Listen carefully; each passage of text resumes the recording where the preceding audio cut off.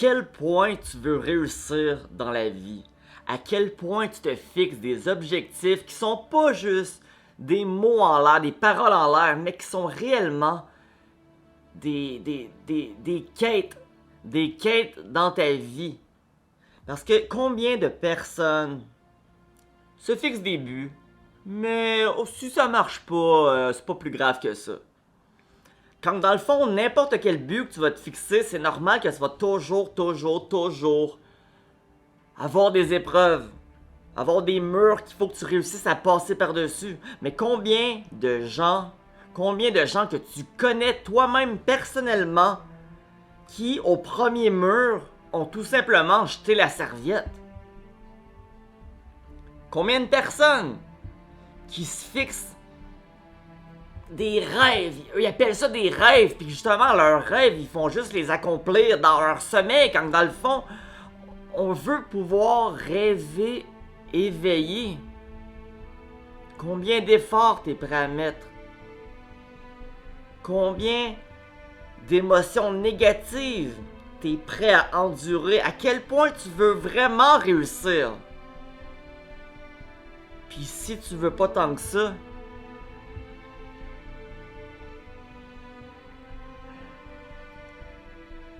ben abandonne tout de suite. Parce que ça va servir à rien. Parce que t'es pas en ce moment, t'as pas la bonne quête, t'as pas la bonne mission en ce moment. T'as pas le bon rêve, parce que quand tu vas avoir le bon rêve, tu vas être prêt à faire ce qu'il faut. Tu vas être prêt à aller franchir toutes les étapes. Quand l'envie de progresser surpasse l'envie d'arrêter de souffrir, c'est là que tu vas être capable d'accomplir tes buts. Tout le monde qui réussit ont eu des étapes à franchir. Tout le monde qui ont réussi ont souffert. Il y en a qui souffrent plus que d'autres, ça c'est vrai. Il y en a, comme on dit, qui l'ont tout cuit dans le bec. Du moins, c'est ça que ça a l'air. Effectivement, il y a des gens dans la vie qui naissent dans des familles riches, puis qu'au final, ils deviennent riches facilement, comme Donald Trump. Il dit « Oh, moi, mon père me fait un léger prêt d'1 million de dollars. » Ben oui, toi, donne-moi 1 million, puis moi, avec, je suis capable d'en faire d'autres millions, là. Mais quand tu commences vraiment en bas de l'échelle, quand il y a personne qui croit en toi, quand même ta famille y croit pas, c'est normal que ta famille y croit pas. Pourquoi ils y croiraient?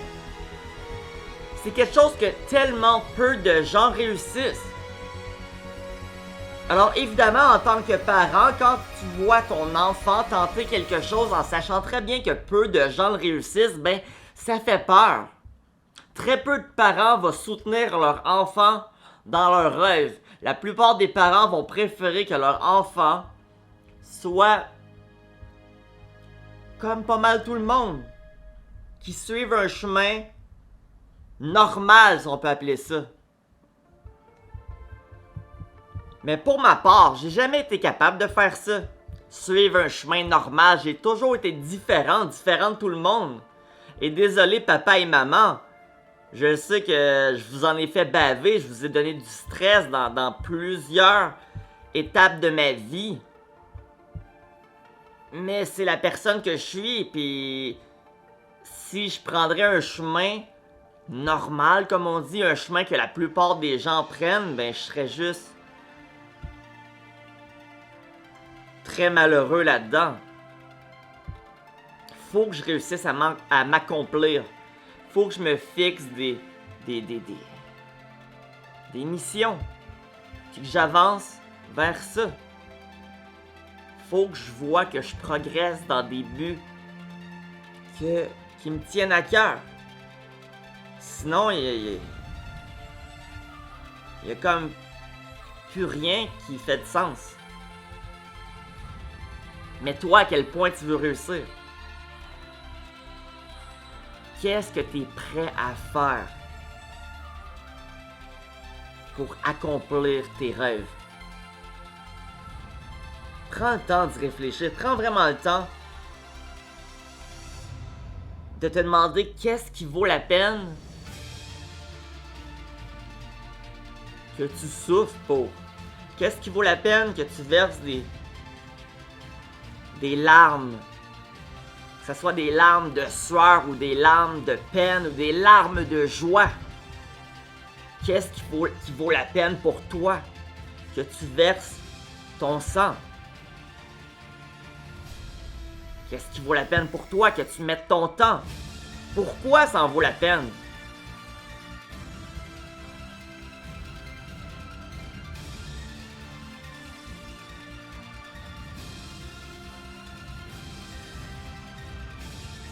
Ça, on est dans les années 2000 que le monde dise YOLO!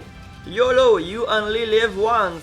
Tu n'as qu'une seule vie, alors raison de plus pour s'éclater et puis faire plein de conneries quand dans le fond YOLO. Moi je le vois d'une manière que d'une façon que justement j'ai juste une vie à vivre. Alors chaque minute compte. Je pense sur le long terme. C'est ça la différence entre le 1% et le 99 autres. Le 1%, il arrive à penser sur le long terme. J'arrive à penser que même si ça peut paraître long construire un château, si je mets brique après brique, après brique, après brique, puis que je continue de faire ça, ben éventuellement, je vais avoir un château.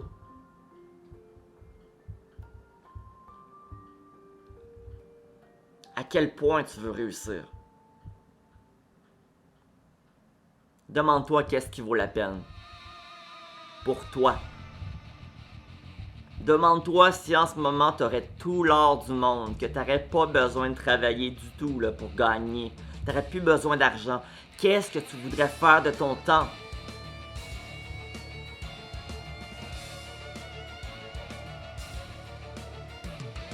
Pourquoi tu voudrais faire ça de ton temps? Est-ce que ça serait juste quelque chose que tu ferais pendant 2 mois, 3 mois, puis après tu te tannerais? Parce que souvent les gens ils disent si j'aurais tout l'or du monde, je voyagerais. Mais après avoir fait le tour du monde 2-3 fois, peut-être tu vas être tanné de voyager. Peut-être que tu vas devoir passer ton temps avec toi-même. Puis justement, quand tu passes ton temps avec toi-même, qu'est-ce que tu aimes faire?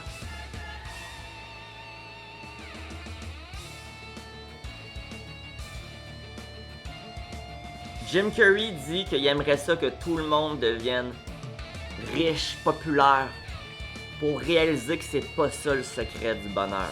Puis, effectivement,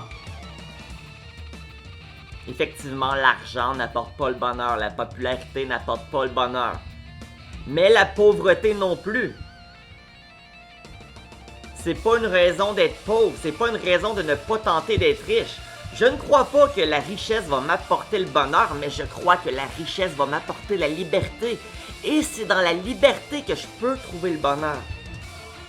Chose que je sais, c'est que si j'ai pas d'argent, je vais devoir travailler. Et si j'ai vraiment pas d'argent, je vais devoir travailler pour quelqu'un d'autre. Et ça, je sais que je serai jamais heureux là-dedans. Mais tes buts, quand je parle dans cette vidéo de à quel point tu veux réussir, ça n'a pas nécessairement besoin d'être de l'argent. Moi, je me rappelle, avant de passer à l'argent, je voulais juste être le meilleur dans mon sport, en sachant très bien que mon sport allait m'apporter rien au niveau de l'argent. Mais c'était important pour moi. Puis je pratiquais, je tombais, je me relevais. Je me blessais, je me cassais des os. Mais pour moi, tout ça en valait la peine. Puis tout ça a forgé aujourd'hui, a contribué à forger la personne que je suis, la discipline que j'ai, la motivation que je réussis à avoir dans les moments que les autres abandonneraient. Alors pour la dernière fois, toi, à quel point tu veux réussir?